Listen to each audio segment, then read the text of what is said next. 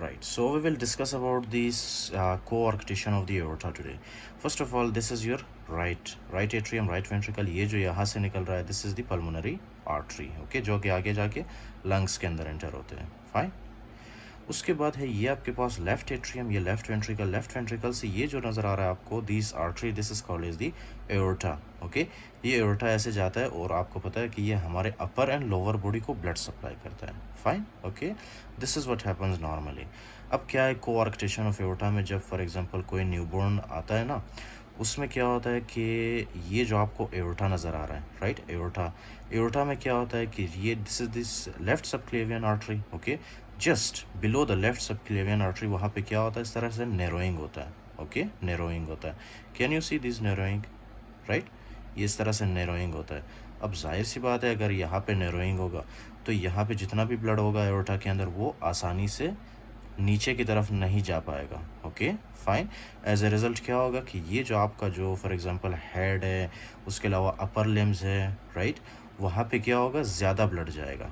Okay, fine, ज़्यादा blood जाएगा. यहाँ से जितना भी ब्लड होगा वो ऊपर की तरफ, फिर उसके बाद आपके हैंड्स की तरफ, राइट, आर्म्स की तरफ, इस तरह से ब्लड मूव करना स्टार्ट करते हैं, राइट. ओके, और यहाँ पे जो है नीचे की तरफ बहुत ही कम ब्लड आएगा, बहुत ही कम. क्यों? क्योंकि यहाँ पे जो है क्या है, यहाँ पे एक रुकावट है, आर्कटेशन है. ओके, फाइन, आर्कटेशन है यहाँ पे, तो इसीलिए यहाँ पे बहुत कम ब्लड आएगा. अब जाहिर सी बात है, अगर लोअर बॉडी को ब्लड कम पहुँचे, that will lead to what, that will lead to ischaemia. Okay, fine.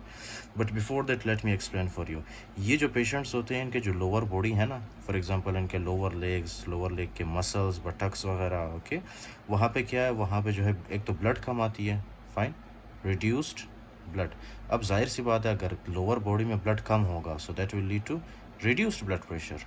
Simple. Okay, that will lead to reduce blood pressure. इसी तरह आप फॉर एग्जांपल अगर हाथों के अंदर ये देख रहे हो आप, यहाँ से जितना भी ब्लड है वो जा रहा है इसके आर्म्स में, राइट.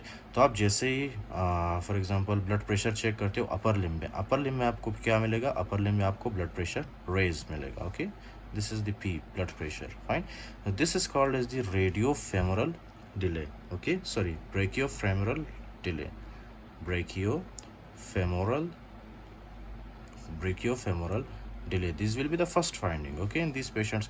क्यों? क्योंकि ये इनके जो अपर लिम्स है वहाँ पे ब्लड सप्लाई ज़्यादा है और लोअर लिम में ब्लड सप्लाई कम है. Very simple. Okay, lower limb में ब्लड सप्लाई क्यों कम है? क्योंकि यहाँ पे रास्ता ब्लॉक है. फाइन, यहाँ पे रास्ता पार्शली ब्लॉक है, इसी वजह से लोअर लिम में ब्लड सप्लाई बहुत कम होती है, जिसकी वजह से ब्लड प्रेशर भी कम हो जाता है. ओके, नेक्स्ट थिंग इज़, जब आपके लोअर लिम में ब्लड सप्लाई कम होगा तो जाहिर सी बात है आपको ज़्यादा सर्दी लगेगी. ओके, लोअर लिम में, लोअर लिम जब आप चेक करते हो ना लोअर लिम को, वहाँ पे क्या होता है, कोल्डनेस होता है. Okay, coldness. इसी तरह से you must know one thing, okay, कि जब आप चलते हो ना, आपके जो मसल्स हैं, ओके, लोअर लिम के मसल्स, वो क्या करते हैं, वो काम करते हैं, राइट.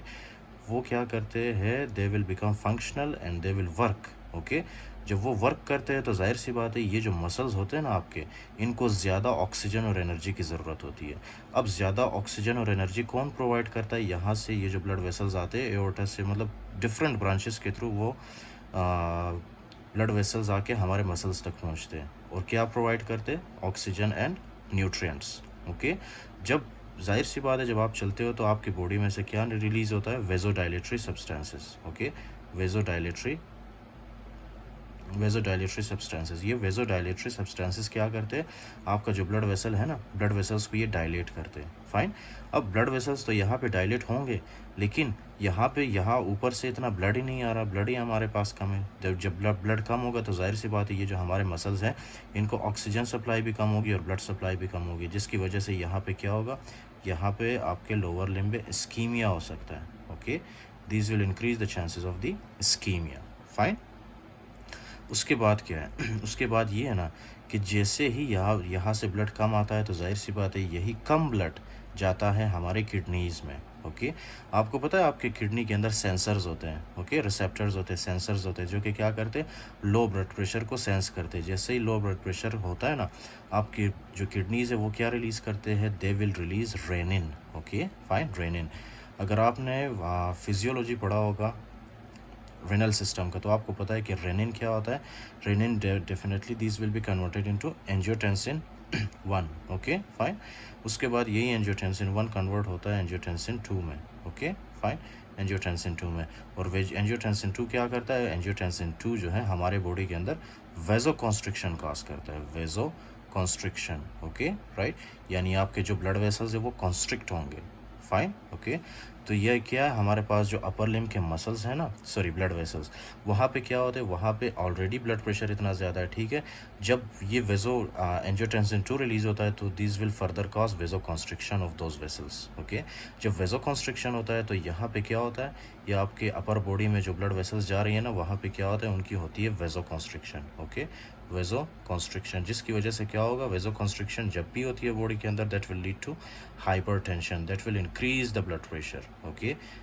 हाइपरटेंशन मतलब increase the blood pressure. As a result क्या होगा, आपके ये जो सेरेब्रल, फॉर एग्जांपल आपके ब्रेन को जो ब्लड वेसल्स सप्लाई करते हैं, राइट, मेनिंजियल आर्टरीज, उसके अलावा जो जितने भी आर्टरीज जो आपके ब्रेन को सप्लाई करते हैं, ओके फाइन, जब वहाँ पे हाइपरटेंशन होगा, उन आर्टरीज के अंदर ब्लड प्रेशर ज़्यादा होगा, तो जाहिर सी बात है वो क्या करेंगे, वो हमारे ब्रेन को डैमेज कर सकते हैं, okay fine. Specially that can lead to the berries aneurysm, fine, berries aneurysm. I will teach you this in the neuroanatomy, berries aneurysm होता क्या है, okay fine. This is actually subarachnoid haemorrhage, and berries aneurysm जब भी होता है that will lead to definitely subarachnoid haemorrhage, okay. Haemorrhage क्या है, जब ब्लड वेसल से बाहर आता है, okay fine, that is called as the subarachnoid hemorrhage. So this will increase the chances of the Berry's aneurysm and subarachnoid hemorrhage. उसके अलावा इसमें क्या है, उसके अलावा ये जो मैंने आपके लिए, ओके, जैसे ही हमारे ब्रेन को, ओके, जैसे ही हमारे ब्रेन को ब्लड सप्लाई ज़्यादा होता है हाइपरटेंशन की वजह से, that will lead to berries aneurysm, and including that can also lead to the dizziness, okay, dizziness, fine, dizziness ये करवा सकता है, सेरेब्रल हेमोरेज करवा सकता है आपके, ये जो आपके पास फॉर एग्जांपल कुछ ब्लड वेसल्स, कुछ आर्टरीज जो आपके नोज़ को सप्लाई करता है, राइट, ओके फाइन, जब वहाँ पे फॉर एग्जांपल ब्लड सप्लाई ज़्यादा होती है ना, that will lead to vasodilation, okay fine. यहाँ पे जो है ब्लड वेजोडाइलेशन होती है, वेजोडाइलेशन होने की वजह से एपिस्टेक्सिस के चांसेस ज़्यादा होते हैं, ओके, एपिस्टेक्सिस के चांसेस, एपिस्टेक्सिस का मतलब है bleeding from the nose, fine. So this is the coarctation of the aorta, and यहाँ पे जो मैंने आपको मैकेनिज्म एक्सप्लेन किया था, राइट, ये वाला मैकेनिज्म क्या है कि जब आप चलते हो, जाहिर सी बात है आपकी बॉडी के अंदर से क्या रिलीज़ होता है, वेजोडाइलेटरी सब्सटेंसेस, जो कि आपके ब्लड वेसल्स को डायलेट करते हैं, फाइन।